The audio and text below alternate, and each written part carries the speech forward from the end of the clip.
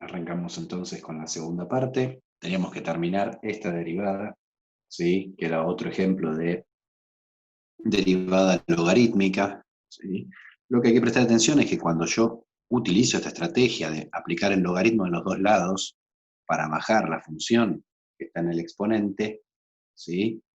Al derivar, siempre este lado me queda exactamente igual, la misma regla de la cadena. O sea, siempre me queda, cuando yo derivo esto, 1 sobre f de x, que es la derivada del logaritmo de algo, 1 sobre el algo, por la derivada de la función de adentro. O sea, este lado siempre va a quedar exactamente igual. Del otro lado, utilizaré las reglas de derivación correspondientes. Como es un producto, es la derivada del seno por la segunda sin derivar, más el seno sin derivar por la derivada del segundo.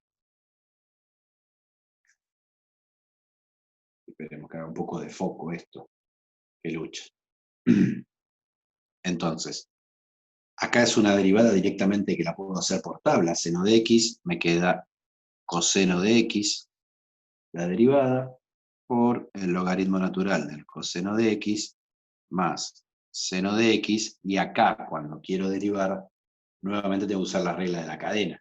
O sea, me va a quedar 1 sobre coseno de x, que es la derivada del logaritmo de algo, es 1 sobre el algo, por, encadeno, la derivada del coseno, que es el menos seno de x. ¿Sí? Y esto es f' de x sobre f. Lo último que me falta para tener la función derivada escrita es despejar esta f de x. O sea que mi derivada es la función original, que era coseno a la seno de x, todo por todo esto de acá adentro. Coseno de x por logaritmo natural del coseno, menos, porque más por menos menos, seno cuadrado de x sobre coseno de x. Acá como que hice las operaciones porque ya no me entraban en la hoja, ¿sí?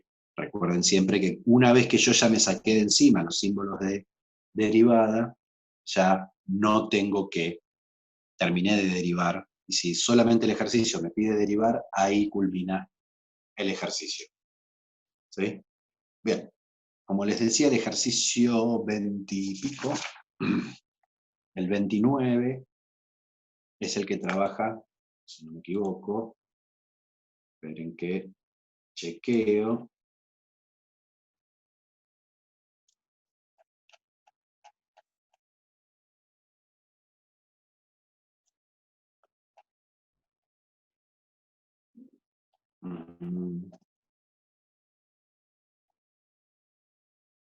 Es larga la práctica hasta que llego al ejercicio 29.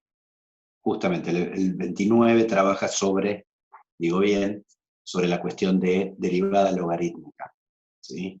Los últimos ejercicios, 31 y 32, ¿sí? Que nos faltarían para terminar la práctica, en realidad la práctica termina en el 33, donde se combinan las cuestiones de derivada logarítmica y de derivada de la función inversa en algunos casos, ¿sí? Sería el último.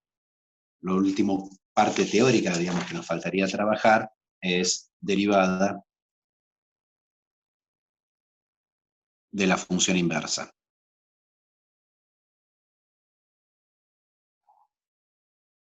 Y con esto ya podemos terminar toda la práctica, o sea, toda la parte de derivada logarítmica y derivada de la función inversa, que es hasta el ejercicio 33. Ya la semana que viene empezamos del 34 en adelante, que son derivadas paramétricas y otro tipo de derivadas. Entonces, derivada de la función inversa. ¿Cuál es el objetivo acá? ¿Sí? La pregunta es si yo me puedo calcular cuál es la derivada de la inversa de una función. ¿Sí? No confundir el signo de inversa con el signo de derivada. ¿Sí? Y esto también va a surgir, cómo poder calcular esto a partir de el cálculo de la utilización de la regla de la cadena. Obviamente que si yo la inversa de una función tengo forma de calcularla, como es una función, después podría derivarla usando reglas de derivación. Digo, por ejemplo, si yo tengo f de x igual a x al cubo más 5, lo que dice el ejercicio 30, ¿sí? Yo puedo encontrar la inversa de x, ¿no? Digo, y es igual a x al cubo más 5, o sea que y menos 5 es igual a x al cubo, o sea que x igual a la raíz cúbica de y menos 5. Y de acá sacamos la fórmula de la función inversa, raíz cúbica de x menos 5. O sea, yo esta función me puedo calcular la inversa, entonces digo, listo. Si quiero derivar la inversa, directamente derivo eso. Pero si tuviéramos f de x igual a seno de x, su inversa, ¿no?, es arco seno de x. ¿Y cómo derivo esto? Digamos, esto me parece una palabrita acá, pero no tengo una fórmula donde yo pueda usar reglas de derivación como acá. Acá si yo quiero derivar esto, uso regla de la cadena y sale, ¿no? F a la menos 1 derivado, yo podría decir esto es x menos 5 a la 1/3 derivado, y uso regla de la cadena.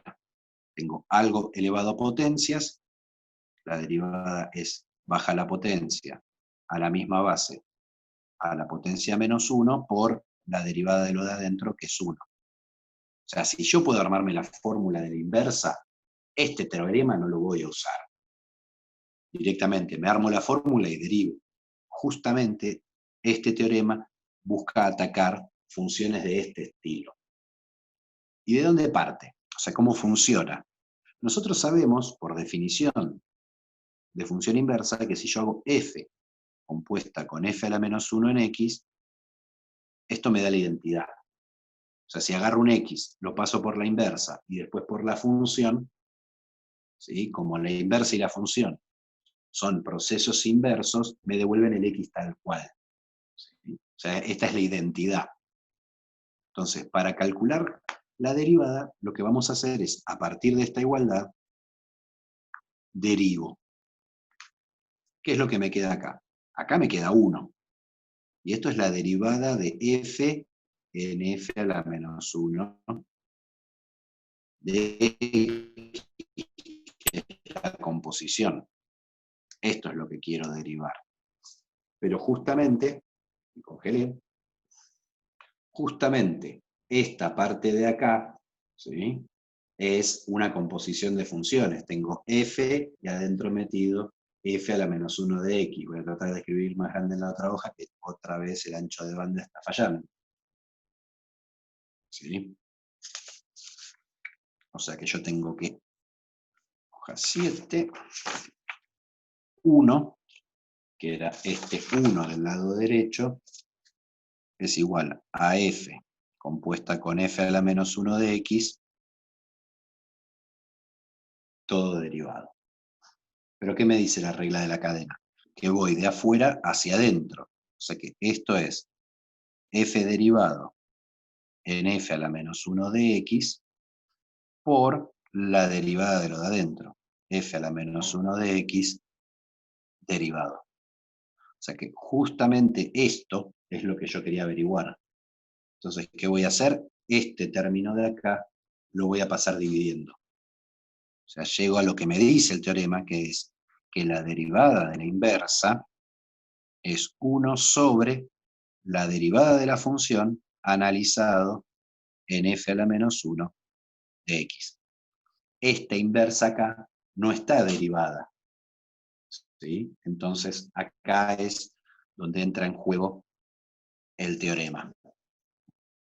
En el ejercicio 31, ¿sí?, la idea es utilizar el teorema para una función en donde yo la inversa no tengo idea dónde calcularlo, ¿no? Ejemplo, ejercicio 31. Tengo f de x igual a x al cubo más x más 3, ¿no? Que esto es una función que si yo quiero despejar x de acá, no tengo herramientas. Lo que me piden es hallar f a la menos 1 derivada, o sea, la derivada de la inversa en 3. Entonces, ¿qué es lo que voy a hacer? Voy a tratar de usar el teorema. Justamente, ya vuelve el foco, esperemos. ¿Sí? Justamente lo que yo quiero calcular sería esta parte de acá. ¿Sí? O sea que f a la menos 1 derivado en 3, usando el teorema, me dice que es 1 sobre la derivada de f en la inversa de f en 3. Esto es la función inversa. O sea, tengo que encontrar f a la menos 1 de 3 es un a, quiere decir que f de a me tiene que dar 3. ¿Sí? ¿Para qué valor de la variable, si lo paso por la función, me da 3?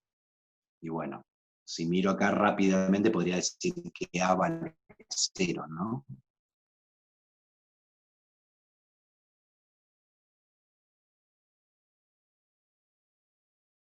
Tiki, tiki, tiki, tiki. O sea que f a la menos 1 en 3 es 0. ¿No? Cuando busco la inversa, estoy buscando un valor que si lo paso por la función me dé este de acá adentro. Y otra vez se me fue el foco. Ya va a volver.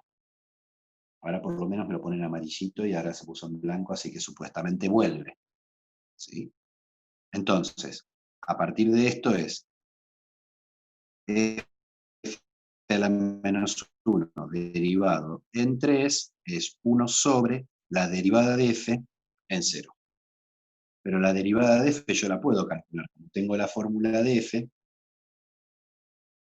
derivado de x es 3x al cuadrado más 1. O sea que la derivada de f en 0 me queda 1, por lo tanto mi resultado final es 1.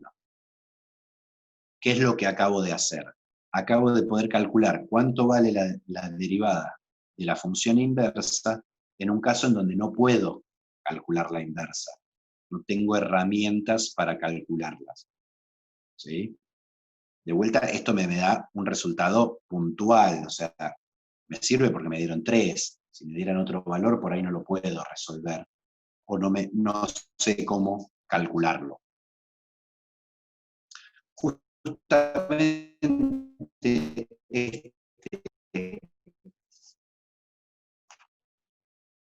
es el que vamos a utilizar para calcular la derivada de las inversas trigonométricas,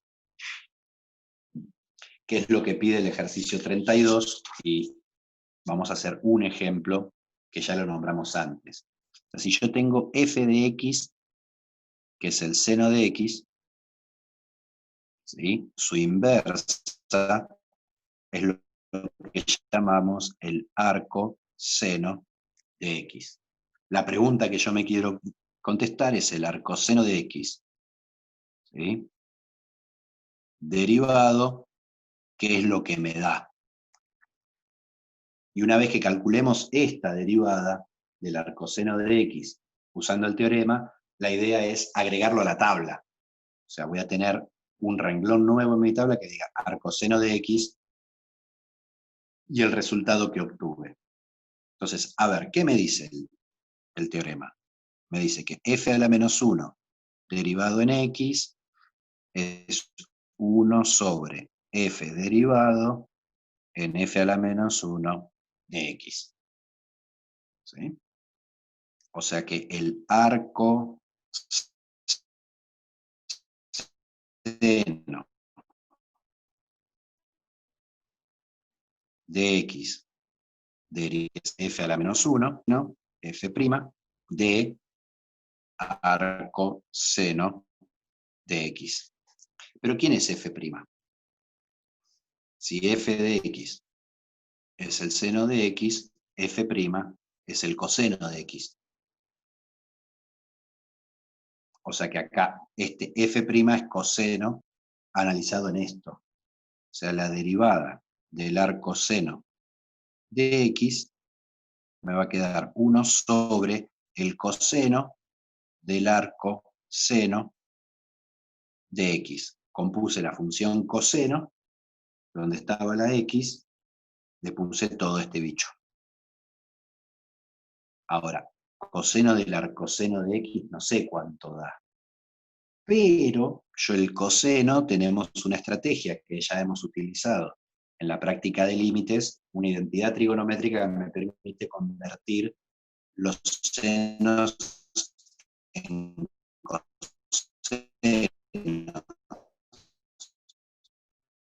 O sea, yo sé que seno de x al cuadrado más coseno de x es la raíz cuadrada de 1 menos seno cuadrado de x. Se me fue otra vez el foco. ¿Sí? Voy a ir escribiendo cosas que no es indispensable andar mirando la hora, mientras esperamos que vuelva un poco la señal. Entonces, la derivada del arcoseno, ahí va volviendo el foco de a poco, es igual a 1 sobre, y en vez de coseno de esto, voy a usar la identidad trigonométrica. El coseno de algo es la raíz cuadrada de 1 menos el seno del algo al cuadrado. Y acá es donde yo quería llegar. ¿Por qué? Porque acá me queda seno del A.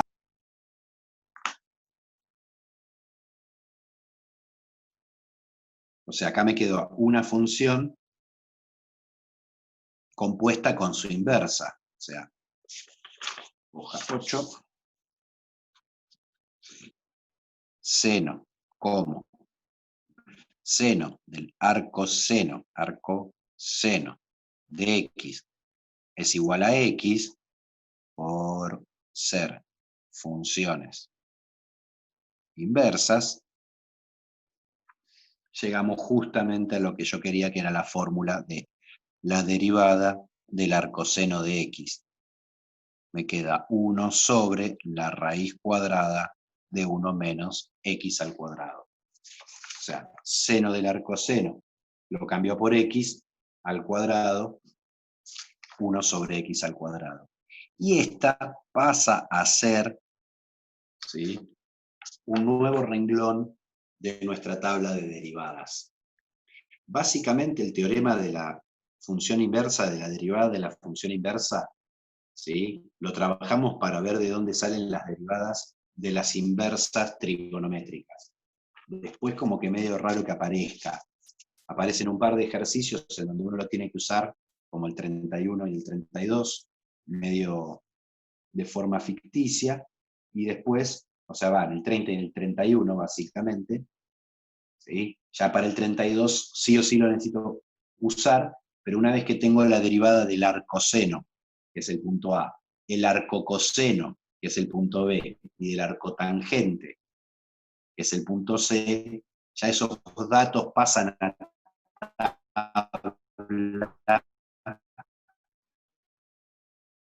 y no los, como se dice, del arcoseno de x, es esta, ya ahora es un dato conocido. ¿Por qué? Porque durante la práctica hicimos la demostración.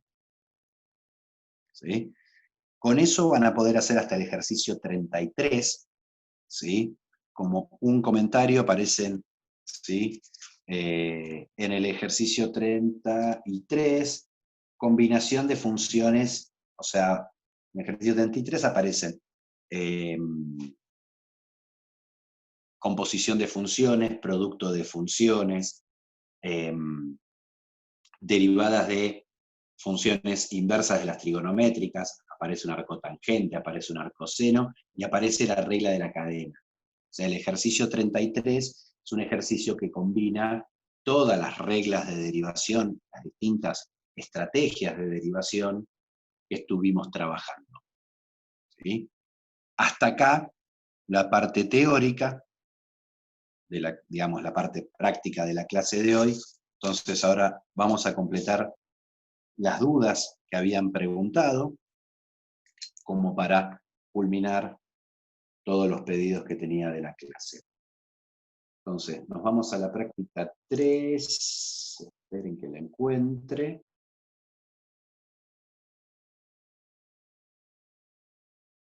Práctica 3, ejercicio el primero del 26B. Vamos a trabajar algunas ideas de cómo salen los ejercicios que habían preguntado. A ver, en el 26B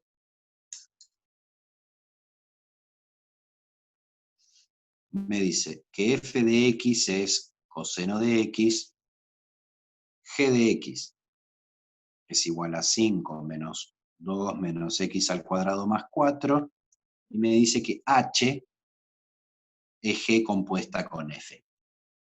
O sea que h de x es 5 sobre 2 menos coseno cuadrado de x más 4. O sea, es adentro de la función g meter la función f. ¿Sí? O sea, donde estaba la variable en g, que es acá, meto toda la función f. ¿Sí? Ejercicio de composición básica. Lo primero que me pide es encontrar las raíces de h. O sea, ahí lo que hago es h de x igual a 0 y despejo. Me va a quedar una ecuación trigonométrica. ¿Sí? Voy a llegar a que coseno de x es raíz de 3 sobre 2, o coseno de x es menos raíz de 3 sobre 2. ¿Sí? O sea, paso el 4 restando, después esto multiplicando. Si hago las cuentas, llego a estas dos ecuaciones para las cuales tengo que, las soluciones, en donde me pide trabajar en 0 y 2pi, las raíces de h son pi sobre 6, 5 sextos pi, 7 sextos pi y 11 sextos pi. ¿Sí? O sea, tiene raíces la función, más de una. En este intervalo tiene 4 raíces. ¿Pero qué me pide después? Me dice chequear si la función en este intervalo cumple con las condiciones de Bolzano. A ver, Bolzano me pide dos condiciones. Continuidad en el intervalo considerado y que f de a por f de b sea menor a 0. O sea que en los extremos tenga distinto signo la función. Si miramos esta función, la función h, ¿sí?, es una división de funciones continuas más una función continua, va a ser continua siempre y cuando esto no sea 0. Pero el coseno como máximo vale 1. Así que al cuadrado como máximo vale 1, 2 menos 1 nunca me da 0. O sea, esta cuenta nunca va a dar 0. O sea, h de x es continua en 0,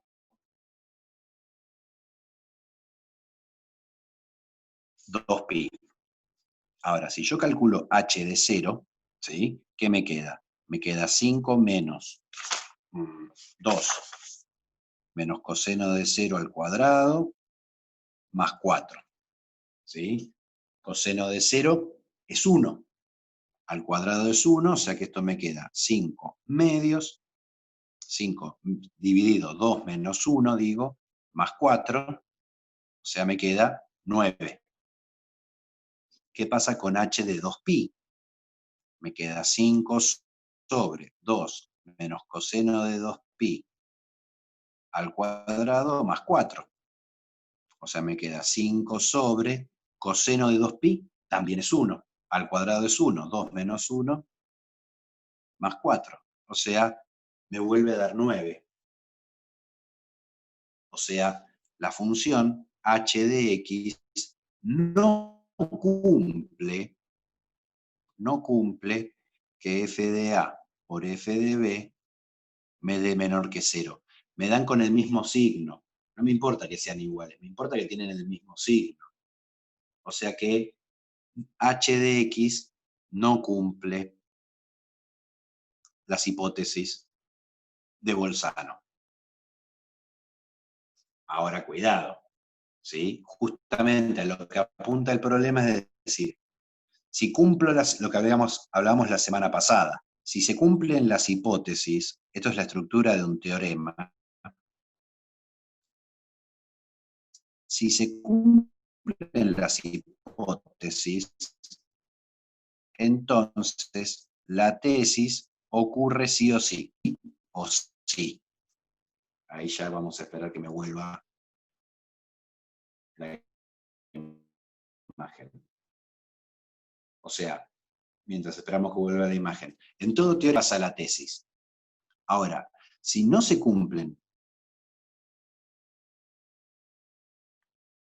las hipótesis, si no se cumplen las hipótesis, como es en lo que sucede en nuestro ejemplo, de la tesis no podemos decir nada.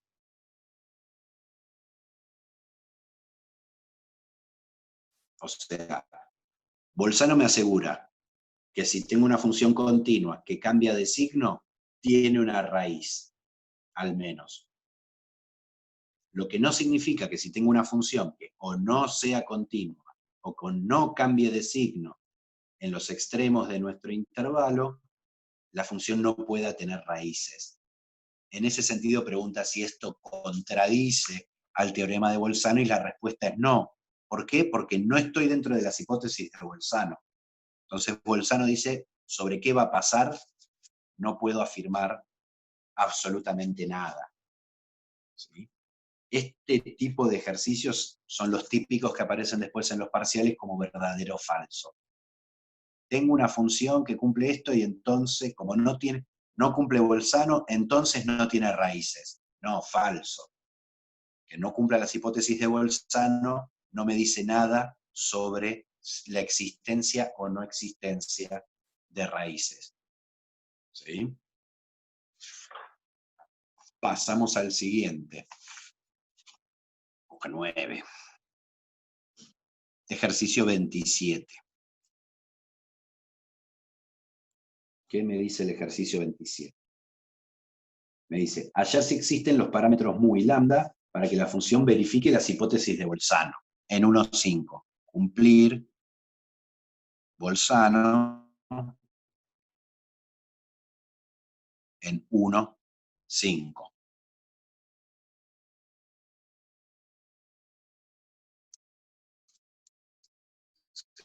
¿Sí? A ver, vamos a hacer el menos lambda cuadrado por x. Si x es mayor que 2, x al cubo menos 4x, si x es menor o igual que 2. Primera cosa, ¿qué es lo que tiene que cumplir la función para estar dentro de las hipótesis de Bolzano? ¿Sí? Tiene que ser continua en el intervalo considerado. O sea, en el intervalo 1,5 la función tiene que ser continua. Este tramo es un polinomio, así que es continuo siempre. Este tramo de acá también es un polinomio, así que es continuo siempre. O sea que el único riesgo de continuidad está en el 2, que es donde pega el salto y cambia de fórmula. Entonces, lo que debería ocurrir es que el límite cuando x tiende a 2 por derecha de mi función sea igual al límite cuando x tiende a 2 por izquierda de mi función. ¿Sí? O sea, si me acerco al 2 por un lado o por el otro, tengo que converger al mismo valor para que la función sea continua. Por izquierda es fácil, ¿no? Porque si vengo acá, es el límite cuando x tiende a 2, de x al cubo menos 4x, tiene que ser igual al límite cuando x tiende a 2 de 2. Acá son límites numéricos, uso la estrategia de siempre, pongo el número donde está la variable. 2 al cubo me queda 8, menos 4 por 2 es 8, esto me queda 0. Pongo el 2 acá, me queda 2 mu cuadrado menos 2 lambda cuadrado, igual a 0. O sea, para que exista el límite,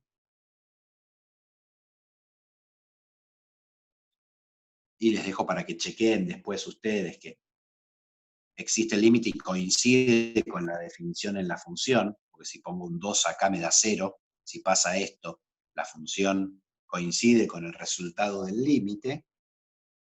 ¿Qué tiene que pasar? Que 2 mu cuadrado, ¿sí?, sea igual a 2 lambda cuadrado. O sea que mu cuadrado se tiene que ser igual a lambda cuadrado. Esto asegura continuidad. O sea, no importa quién sean lambda y mu, mientras yo los eleve al cuadrado y me dé lo mismo, me asegura que la primera hipótesis de Bolzano, que es la continuidad, se cumple. O sea, si mu cuadrado es igual a lambda cuadrado, la función es continua. En particular en el 1,5, que es donde me piden. Ahora, no es la única hipótesis que tiene Bolzano. Bolzano después me dice que f de 1 por f de 5, que serían los a y los b en este caso, debería ser menor que 0. O sea, esta es la segunda hipótesis. F de 1, meto el 1 acá. 1. F de 1 me queda 1 menos 4 por 1. Por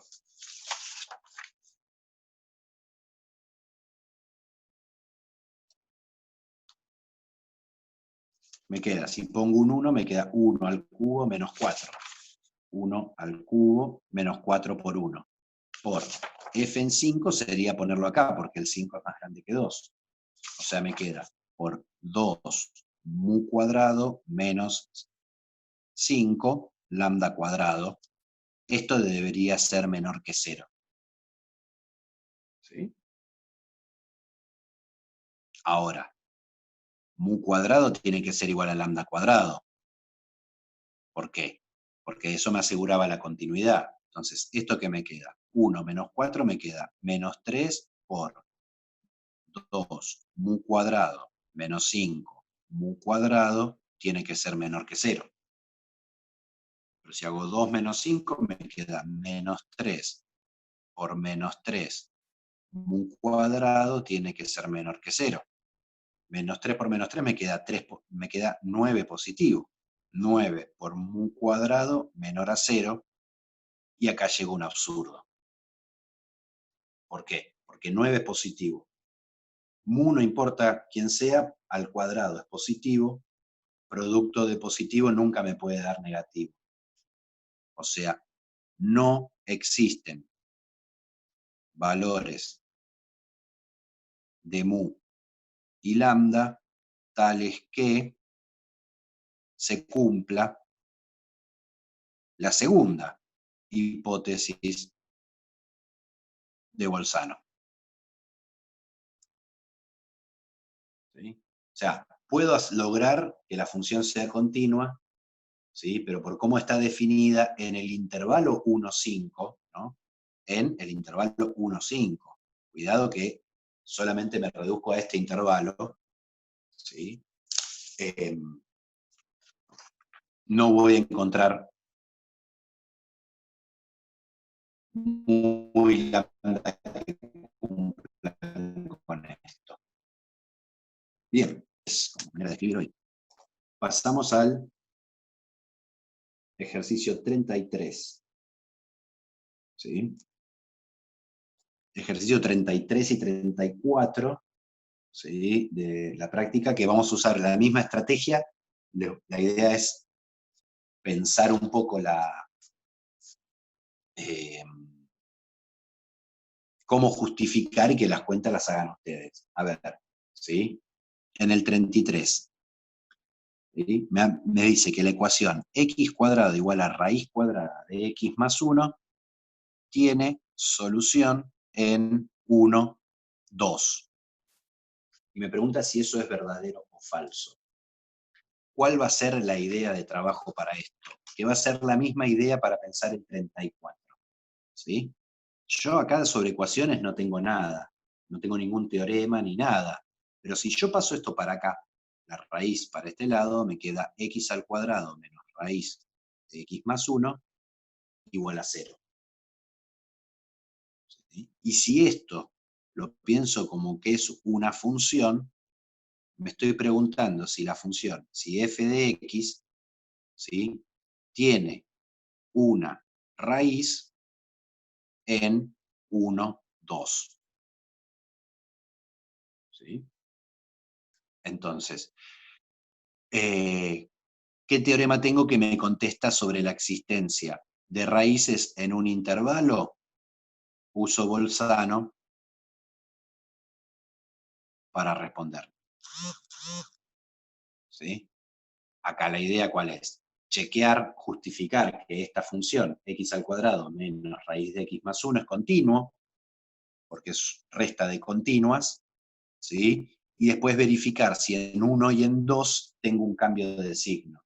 O sea, si f de 1 es positivo, f en 2 debería ser negativo, y si f en 1 negativo, f en 2 positivo, que es comprobar que f de 1 por f de 2 me dé negativo, hago la cuenta, nada más, y ahí entonces, como entro en las hipótesis de Bolzano, puedo decir que entonces tiene una raíz, con lo cual esta ecuación tiene solución.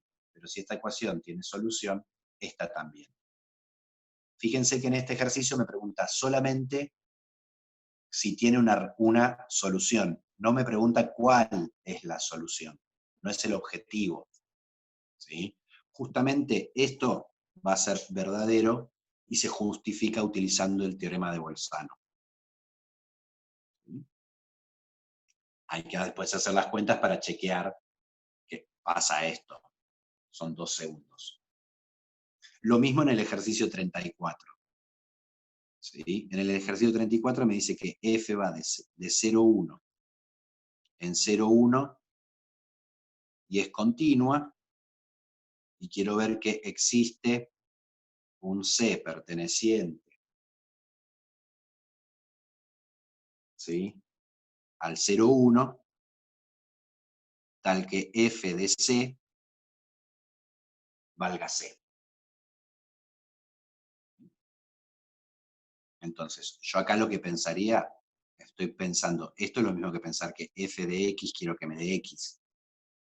Entonces, pensar en f de x menos x igual a 0. O sea, me hago aparecer el 0 para decir, bueno, voy a trabajar con esta función usando el teorema de Bolzano.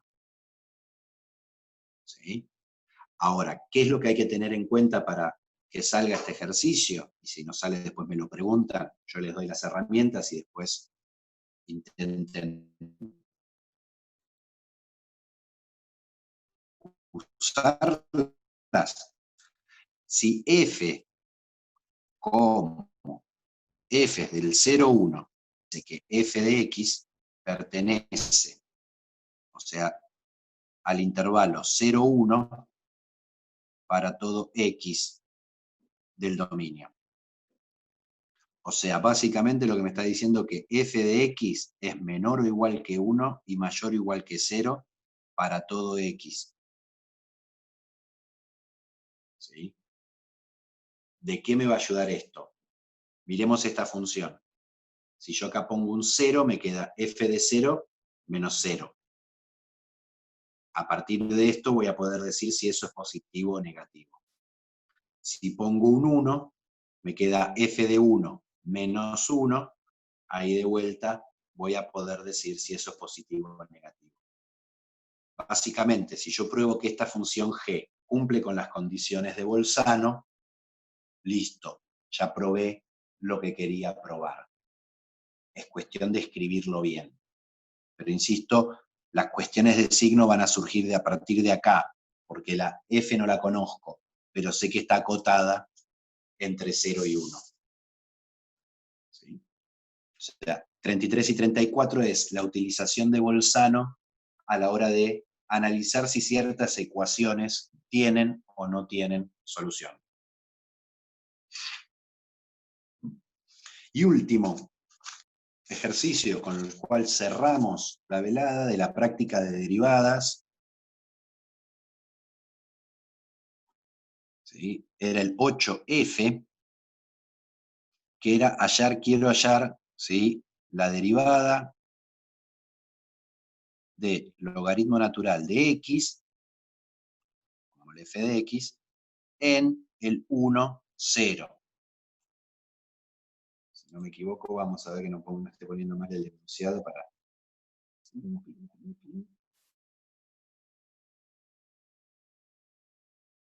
Hallar la pendiente de la recta tangente, ¿no?